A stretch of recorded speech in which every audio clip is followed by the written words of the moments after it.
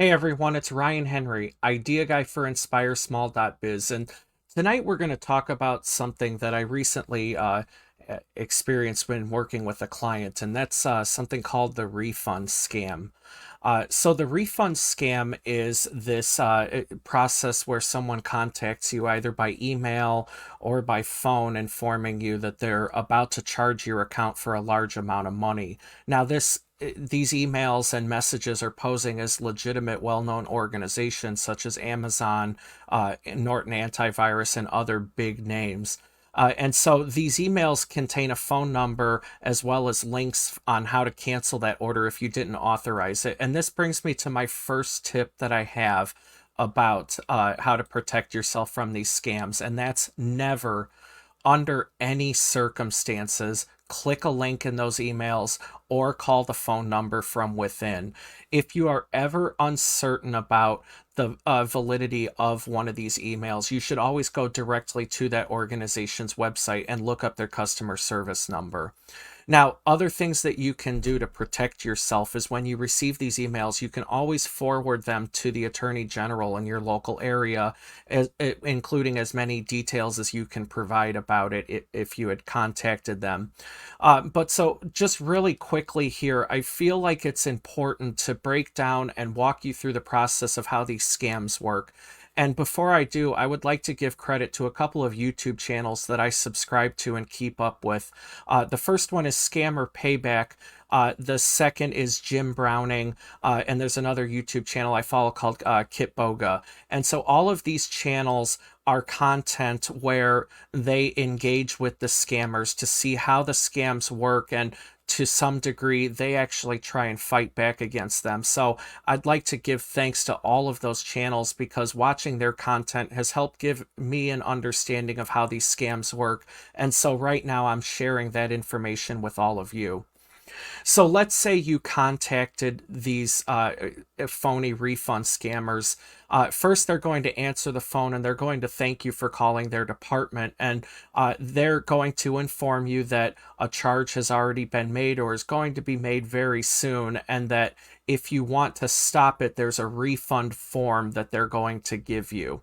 Now, this is typically a Google form that they give you through a short link. So it is really difficult to know what the exact address is that they're going to give you.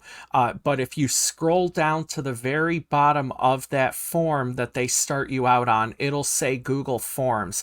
And there's a report abuse button. If you have been directed to one of those Google Forms at the very bottom, click the report abuse. Google does not allow anybody to use their products for illegal activity, and that is exactly what's being done with those forms. So first and foremost, click that report abuse. So if you did fill out that form, the next thing that they're going to have you do is they want to access your computer remotely. And so they're going to ask you to donate or to download and install a number of different remote access apps, the most common ones being either TeamViewer or AnyDesk. Now, it's important to note here that no legitimate company has any reason or need to remotely access your computer to initiate a refund. So if you were to download that program and give them access to their computer, they can now see and open all of the files on your computer and even the webcam that's connected to your system.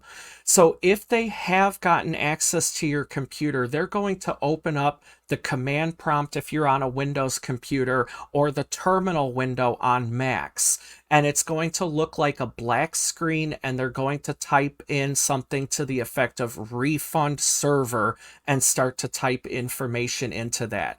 This is nothing other than theater to just confuse somebody who doesn't know what they're looking at. This black screen is something called command prompt on Microsoft Windows, and the stuff that they're typing in is nothing to do with any kind of financial institution, and nothing that they type in there is real. So what they're going to do is they walk you through the process. They're going to say refund amount, and they're going to ask you to type in the number of the refund. Now, the reason why this is important is while you're typing, the scammer is going to hit additional digits on the keyboard. So let's say, for example, if they're going to give you a refund of $250, they might put two extra zeros there, and all of the sudden they're refunding you $25,000. Now, sometimes the scammers may ask you to access your bank before they open up this window. Do not ever open up your bank window while anybody is remotely connected to your computer. And I will tell you why here in just a moment, why that is so important.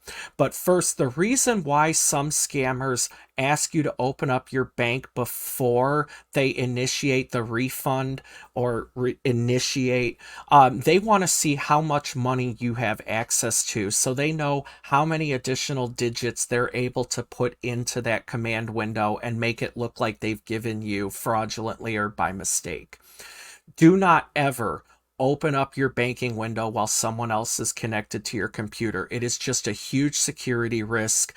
And if you had made it this far into the scam, now, once they've put the additional digits in there, they're going to freak out and tell you, oh my God, you have to help me save my job. You have to get this money back to me, or I'm going to lose my livelihood and my family's going to starve.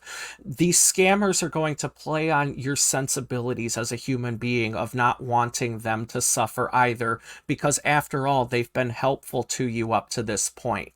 This is where the scam really starts to get insidious. So during this time, some scammers lock the ability for you to use your computer, which means you won't be able to move your keyboard or mouse or type anything on the screen. And during this time, they're going to open up the code of the web page and make it look like they've actually refunded you this money. And so when they allow you to look at your screen again, they're going to show you your bank and that there is this large amount that was just deposited in your account. Now, there have been cases where instead of scammers coding this to look like it, where they'll move money from a savings account to a checking. And it really just depends on the technical ability of the scammer on the other end of that phone.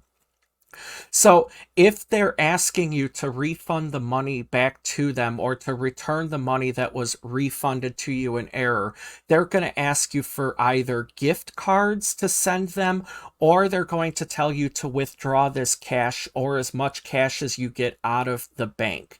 Now, if they are telling you to pull the cash out of the bank to return to them, they're going to start coaching you on what to tell the bank teller at the window as to why you're trying to withdraw such a large amount of cash. Banks are trained to try and look for signs of fraud, and people just withdrawing large sums of cash is a huge red flag to any bank teller. So they're going to try and ask questions, and these scammers are going to coach you and say you should tell them that you're withdrawing it for family, or you're withdrawing it for another reason or need. Now, that's another key point to bring up. By this point, they're already have counting on you panicking that you could either be charged with a crime of theft for keeping this money or anything like that. So they're hoping that your judgment is already clouded, because no legitimate organization is ever going to tell you to lie to a bank teller. The only reason they are telling you specifically what to tell the teller is that the banks train each window teller at the bank to look for these circumstances to warn you that you are probably falling victim to a scam. Excuse me. So if you were to make it to purchasing the gift cards or getting the money out of your bank, they're going to, in the case of gift cards, ask for the numbers immediately. Now, once you give them those numbers, that money is gone. and it's not recoverable. So it's important to not make it this far. Now, if they have instructed you to get cash out of the bank, they are now going to continue to coach you as to how they get that money. Most of these scammers are located in India, but they rely on people here in the United States to receive the money so it can then be sent to the scammer overseas. The way that these scammers recruit Americans is usually with phony work at home scams, where they're offering big pay for minimal work and don't like when you ask questions about it. That's why it's important to always be leery of the work at home posts that you see on social media, because sometimes, not always, but sometimes they are related to criminal activity.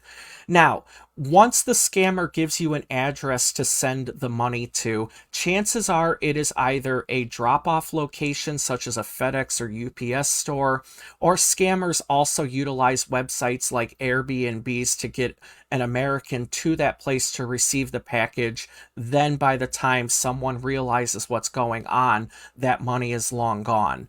If they are telling you to send money through the mail, they're usually going to tell you to wrap it in something, because it is a crime to ship cash in the United States.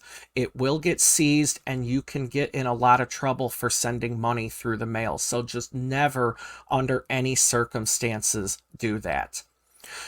Other things that scammers are starting to do now is utilizing Zelle and wire transfers to get the money.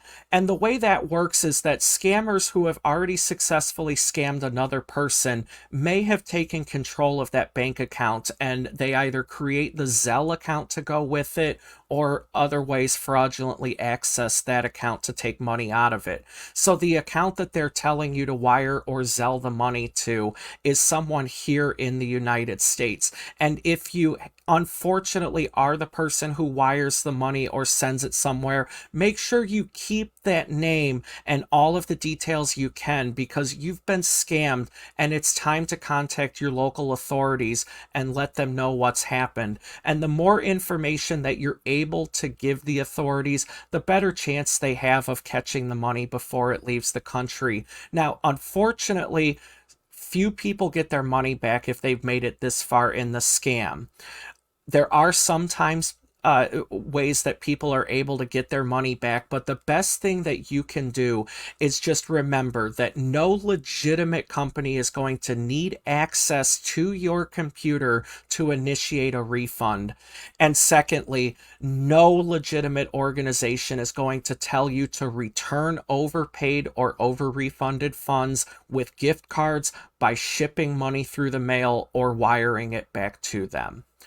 My name is Ryan Henry, idea guy for InspireSmall.biz, and we're an organization that helps entrepreneurs who describe their technology skills with loud four-letter words.